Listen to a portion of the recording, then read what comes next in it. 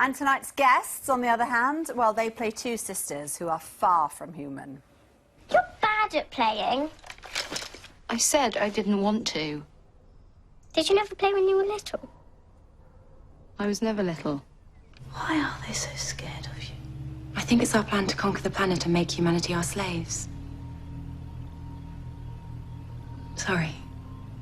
That was a joke. So you can do deadpan. That's good to know. Oh, please welcome the synthetic stars of Channel 4's smash hit drama Humans. It's Gemma Chan and Emily Berrington. So, did you like our little... That was amazing! How good did that? That was a surprise. I know, that was brilliant. She could be part of the cast. Very good at that deadpan look, you know. You've got it down to a T. I love the contacts that they put in. Is that how you did? Were you wearing contacts? No, I wasn't, but they sort of superimposed them. That's what they do for us as well. Very good, Somebody's aren't they? job to colour them in. Yeah. Well, we'll talk more about, obviously, synths and Your everything performances Humans are later. another level. It's amazing. Yeah. Now, in Humans, synths have taken over our dirty work, but back here in the real world, that's sadly not the case, of course. And it looks like many of us are making things worse. I'm with Brett Clegg from water company United Utilities on his 20th call out to a blocked sewer this week. Time is of the essence. The longer it stays blocked, the more likely it is that the sewer's going to back up. And believe me, nobody wants that. The blockage is at this pumping station near Tarleton in West Lancashire. To get things moving again, they have to pull the entire pump out by crane. What we got there? Well, you can see there's cleaning wipes in there. You can see one there. That's a wet wipe. Yeah, if something's coming down a gravity sewer and it's not disintegrating, it's going to roll into a ball as it comes down the sewer and then it drops into our well and gets sucked up our pump. And back at his base, Brett shows me round his very own blockage mountain. Brett, what on earth is this? This is the amount of rag that we're clearing out 3-4 times daily. 3 or 4 times this amount every day? Yeah. Of the 366,000 sewer blockages a year in the UK, 80% are caused by items being flushed that shouldn't be. And the industry says most of those are wet wipes. Most wet wipes, baby wipes, are labelled as non-flushable, like these. But in recent years, there's been a growth in marketing flushable wipes, or at least that's what it says on the packet. Flushable and dispersible, breaks down when flushed. Flushable toilet tissue wipes. Safe for sewer and septic tank. The brand leader is Andrex Washlets. It's a moist toilet tissue. They're now used in 3 million British homes. You feel clean, you feel fresh. It seems we've taken to the wonders of wipes in a big way. And they're flushable. It's a growing market, but it's a pain in the bum for United Utilities manager Tony Griffiths. They're an absolute menace in terms of the number of sewer blockages they cause and the amount of money we have to spend on them. And how much is it costing in your industry every year, do you think? Well, just in the northwest alone, £10 million a year dealing with sewer blockages. I'm going to do a little test to just show the problems that some of these wipes can cause us. Right. This is flushable toilet tissue. Plain tap water. Yeah, and we'll take some normal everyday toilet paper. OK, and we just shake them both. This is kind of replicating the toilet flush. And straight away, you can see there's a marked difference. Well, that's totally pulverised, isn't it? That's almost... Toilet paper's pulverised. Here in the other bottle that we treated exactly the same, we've got the wipes that's still intact. So as a rule of thumb, what can you flush down the toilet and what can't you flush down the toilet? It's not a pleasant subject to discuss just after tea time, but to put it quite basically, the 3 Ps, paper and paper. Everything else, bag it, put it in a bin. So, according to the water industry at least, To save our sewers, we should be binning our wet wipes rather than flushing them, or sticking to this stuff. But does the public know that? Well, to find out, I've come to Warrington with my own toilet. we've got non-flushable wipes, flushable wipes, and ordinary toilet paper. So, what do people think is okay to flush and what should be binned? This is great, but it's dry. And I think I'll use the flushable wipes. Now, supposing I were to tell you that the water companies say that the flushable ones lock up the drains and the sewers as well. Well, I'll just use less. says it's flushable, then you put them down the toilet. Well, I choose to use that one. They're the ones described as flushable. Yes, but I wouldn't flush them down the toilet. I just put them in a carrier bag with my other rubbish and put it in the bin. To be labelled flushable, wet wipes currently have to pass a technical assessment set by industry body Adana. They say they do break down, so are fine to be flushed. When there's a lot of materials down the sewer that shouldn't be there in the first place, it does make passage for anything a lot more difficult, and that's why you get these blockages. What we do know is that flushable wipes go through rigorous testing so that when we say they're flushable, they are flushable. Andrex say they stand by the claim of flushability when used responsibly. They say they're tested thoroughly and meet all industry guidelines. But the UK water industry has its own testing standard, which is different to that of the wipes industry, and is adamant no wet wipes are flushable.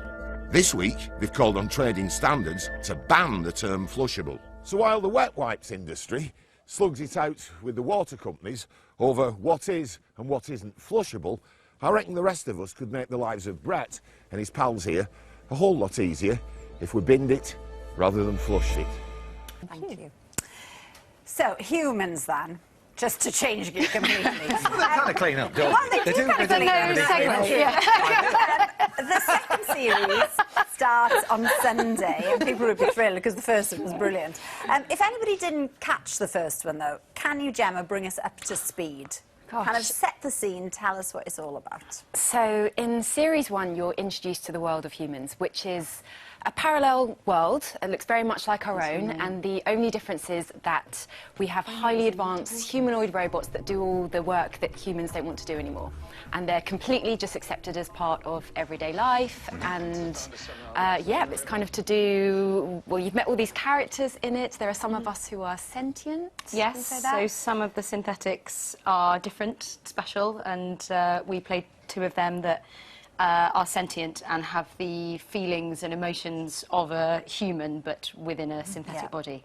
But I mean, it's pretty groundbreaking stuff, this, because it was like the most successful series on Channel 4 for like 20 years. So the second series, hotly contested, and at the start of the new series, Mia and all the other synths are hiding in plain sight, and not everyone's happy about this. Get on to catch up, quick. As we said earlier, the performances are brilliant because it's ever so subtle. So how did you perfect your synth then? Well, we went to, we had synth school, which was a week before the first series started filming, and then we had a refresher synth school this summer. Right, what lessons do you have at synth school then? What? Well, there's only one, and it's how to be a synth. But it's run by Dan O'Neill, who's our amazing movement director and choreographer. He's worked with Frantic Assembly, and he directs and choreographs things all over the world. And with us, he developed this method of movement from scratch, really, wasn't it? That we sort of worked on it together. So how would you start? So first lesson, right, in synth school, what happens? What does he tell you? Well, he says we work from first principles, which is that every movement that these machines make uses up battery power. So there's no extraneous movement. There has to be, there's a reason why you do every movement the way it does, and basically everything comes down to economy and it becomes kind of very efficient and graceful. And we learnt from scratch, like how to walk, how to stand up and sit down. We also learnt about what leads the movement, and we decided with these machines, it's the opposite of humans, and with a synth, the eyes lead the movement. So if you were going to turn in one direction, the eyes go first, then the head, then the body, which is Was it quite tiring to act like that, then, or was it quite relaxing? How did it work? I found it quite tiring. Definitely. Yeah, I bet it was no tiring. slouching. No, I thought my head was allowed. going to explode on Yeah. the first day. Yeah, it was...